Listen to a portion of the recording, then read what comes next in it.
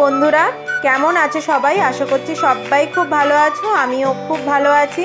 তো আজকে সানডে, তো ব্যস্ততাপূর্ণ সানডে যাকে বলে, কারণ সকালবেলা উঠেই দেখো সব কেটে কুটে নিয়েছি।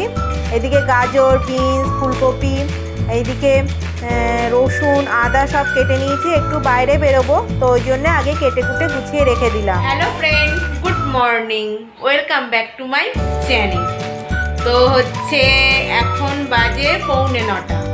তো হচ্ছে একটু সকালবেলা এই গাজর টাজরগুলো কেটে নিলাম। আজকে একটু ফ্রায়েড রাইস বানাবো আর হচ্ছে চিকেন বানাবো।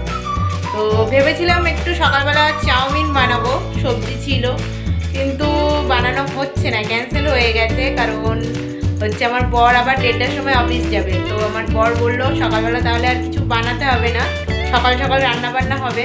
সকাল সকাল হবে না, কারণ আমার বর এখন ঘুমাচ্ছে কাঁটামুড়ি দিয়ে।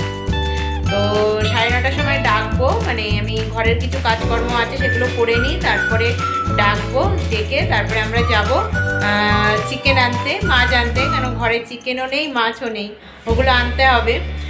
তা ভাবলাম আমি এগুলো কেটে কুটে রেখে দিই, কারণ এসে তাড়াহুড়ো হবে, কারণ বর যাবে তো 1:30টার সময়, এবার মাছ আনতে আনতে 11টা বেজে যাবে, তার মধ্যে রান্নাবান্না করতে হবে। তো ওই জন্যে ভাবলাম যে এগুলো কেটে কুটে রেখে যাই। আজকে চিকেনই হবে আর ফ্রায়েড রাইস হবে, আর কিচ্ছু হবে না, আর এক্সট্রা কোনো রান্নাবান্না করবো না। আর কিছুটা জামা কাপড় আছে, আমার বর সকালবেলা অফিস থেকে এসছে, সেইগুলো মাখিয়ে দিয়েছি, বেশি না, 2-3টে জামা প্যান্ট আছে, সেইগুলো কেচে দেবো আর ঘরটা মুছবো। তো ঘরটা মুছে তারপরে আমার বরকে ডাকবো। সকালবেলা ওই জন্য আর কিছু বানানো হয়নি।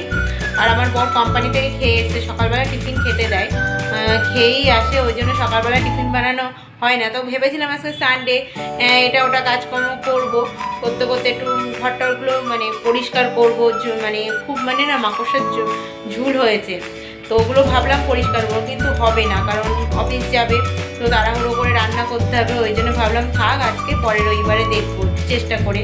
আর না হয় আমার বর বাড়ি যাবে 1 সপ্তাহের জন্যে, তখন ভাবছি করব ঘরে কাজ, যেগুলো অনেক বাসন গোসন আছে, ধুলো পড়ে গেছে, রাখা আছে, তো ওপরে আবার ধুলো পড়ে গেছে। তো ভাবছি পরে একদিন পরিষ্কার করবো, যখন আমার বর বাড়ি থাকবে না, তখন তো অত রান্নাবান্না কাজকর্ম থাকবে না, তখনই করব। তো চলো কাজবাজ করে নিই, তারপরে যখন যাব মাছ মাংস আনতে, তখন তোমাদের অবশ্যই দেখাবো। তো চলো। তো দেখো কাজকর্ম করে আমরা দেখো নিচে চলে এসেছি রেডি হয়ে। তো এদিকে আমার বর গাড়িটা বের করছে, আমরা এখন যাব মাছ বাজারে মাছ কিনতে। তো ওখানে দেখতেই পাচ্ছ নাম্বার প্লেট লাগানো, তো 2-3 দিন আগে নাম্বার প্লেটটা লাগিয়ে এনেছে, কারণ মেসেজ করেছিল, তো আমার বর গিয়ে নাম্বার প্লেটটা লাগিয়ে এনেছে। তো নাম্বার প্লেটের সাইডে না একটা গার্ড লাগিয়েছে, তার জন্য 150 টাকা দিতে হয়েছে, নাহলে শুধুই নাম্বার প্লেটটাই লাগিয়ে দিত। তো আমার বর 150 টাকা দিয়ে গার্ডটাও লাগিয়ে নিয়েছে। তো আমার বর গাড়ি স্টার্ট দিয়ে দিয়েছে। তো চলো আমরা বেরিয়ে পড়ি বাজারের উদ্দেশ্যে। তো দেখো আমরা বাজারে চলে এসেছি, প্রচুর ভিড় মাছের দোকানটাতে। তো সবে নতুন মাছ এসছে, তো বুঝতেই পারছো গাড়ি থেকে নামাচ্ছে, তো গাড়ি থেকে নামিয়েও দিয়েছে, এবার মাছগুলো খুলছে। তো তোমরা দেখতে থাকো কি কি মাছ এখানে পাওয়া যায়, এখানে সব রকমই মাছ পাওয়া যায়।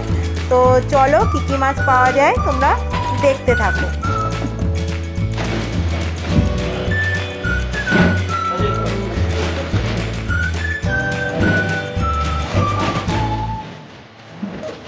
না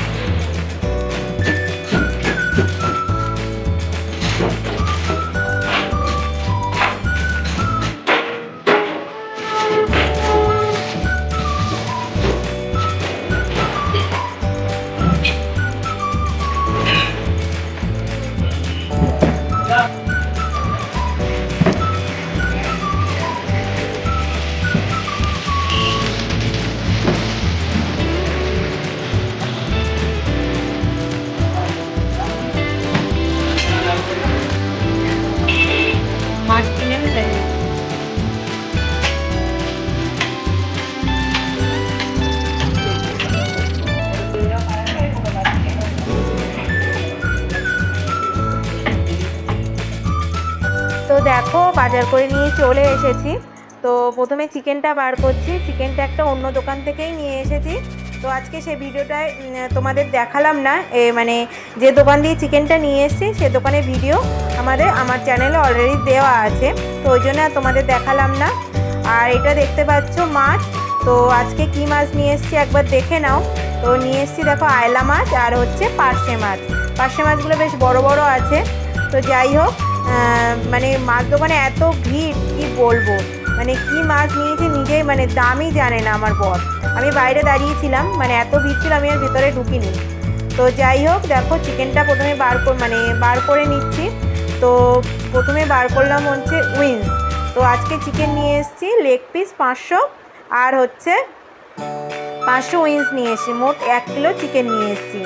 তো 500 লেগ পিসে মোট 5টা লেগ পিস হয়েছে আর উইংস হয়েছে। এর থেকে কিছুটা চিকেন রেখে দেবো আর কিছুটা রান্না করব, কারণ হচ্ছে আমার বর তো অফিস যাবে, রাত্রেবেলা খাবেও না। তো ওই জন্যে দুপুরবেলা কিছুটা রান্না করব আর কিছুটা রেখে দেবো, পরে একদিন রান্না করব। তো চলো চিকেনটা এক সাইডে রেখে দিই।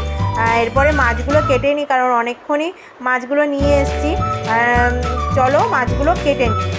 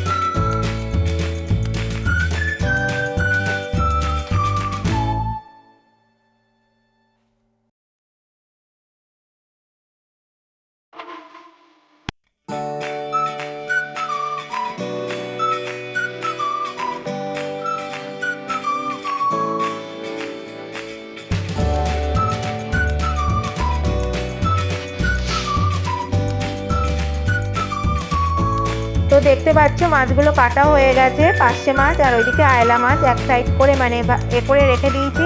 আর এদিকে দেখো একটা কৌটোর মধ্যে চিকেন নিয়ে নিয়েছি। এই চিকেনটা হচ্ছে ফ্রিজে রেখে দেবো, পরে একদিন রান্না করব। আর এই চিকেনটা রান্না করব এখন। তো হচ্ছে 3টে লেগ পিস নিয়েছি আর উইংস নিয়ে নিয়েছি আর 2টো লেগ পিস রেখে দিয়েছি। তো আমার বর তো চিকেন খেতে ভালো, মানে সরি চিকেন না, লেগ পিস খেতে ভালোবাসে না, ওই জন্য 3টে লেগ পিস নিলাম। হচ্ছে আমার বর একটা খাবে, আমি 2টো খাবো। তো যাই হোক চিকেনটা আমি একটু মশলা দিয়ে মাখিয়ে রেখে দিয়েছি। আর এদিকে দেখো আলু বসিয়ে দিয়েছি তেলের মধ্যে দিয়ে, মানে আলুটা ভাজবো নুন হলুদ দিয়ে। তো নুন হলুদ দিয়ে আলুটা ভেজে নিই চলো। তো আলুগুলো একটু লাল লাল করে ভাজছি, কেন বলো তো? তো আজকে চিকেনটা রান্না করব জল ছাড়া। তো আলুগুলো ভাজা হয়ে গেছে। তো ওই কড়াইয়ের মধ্যে বেশ খানিকটা তেল দিয়ে দিলাম। আর দেখো দিয়ে দিলাম ফোড়ন, গোটা জিরে, একটা মানে 2টো শুকনো লঙ্কা আর 2টো তেজপাতা। আর দিলাম একটু চিনি। তো চিনিটা দিলে বেশ কালারটা সুন্দর আসে। তো চিনিটা দেওয়ার পরে দেখো পেঁয়াজ কুচি দিয়ে দিলাম। তো চলো পেঁয়াজটা ভেজে নিই।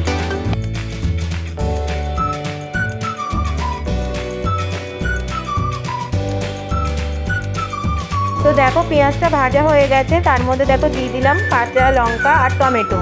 আর তারপরে দিয়ে দিলাম হচ্ছে আদা রসুন পেস্ট। তো আদা রসুন পেস্টটা দিয়ে ভালো করে কষিয়ে নিচ্ছি। দেখো আদা রসুন পেস্টটা দিয়েও ভালোভাবে কষানো হয়ে গেছে। তারপরে দেখো দিয়ে দিলাম জিরের গুঁড়ো, তারপরে হলুদ, ধনিয়ার গুঁড়ো আর দিচ্ছি শুকনো লঙ্কার গুঁড়ো। আর সবশেষে দিয়ে দেবো একটু কাশ্মীরি লঙ্কার গুঁড়ো। তো কাশ্মীরি লঙ্কার গুঁড়োটা দিলে কী হবে বলো তো, কালারটা খুব সুন্দর আসবে। দেখো আর একটু জল দিয়ে দিলাম, দিয়ে আমি মশলাটা ভালো করে কষিয়ে নেব।